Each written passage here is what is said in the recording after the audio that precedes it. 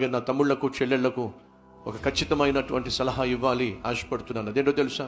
ఏ రోజు ఎప్పుడు నువ్వు ఒక గదిలో ఒక అబ్బాయితో కానీ ఒక అమ్మాయితో కానీ గడపడానికి వీల్లేదు.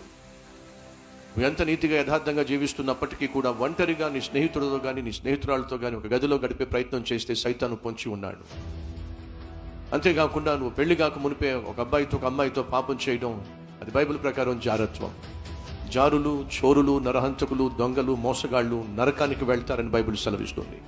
వివాహం అయిన తర్వాత నీ భార్యతో కాకుండా నీ భర్తతో కాకుండా పరాయి పురుషులతో కానీ స్త్రీతో కానీ సాంగత్యము కానీ సాన్నిహిత్యము కానీ ఏమాత్రము క్షేమం కాదు. పైపెచ్చది నీ సాక్ష్యానికి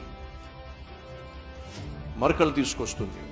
కాబట్టి ఏ రోజు కూడా ఏకాంతంగా ఒక అబ్బాయితో ఒక అమ్మాయితో పరాయి పురుషునితో పరాయి స్త్రీతో ఒక చోట ఒక గదిలో ఉండే ప్రయత్నం చేయొద్దు.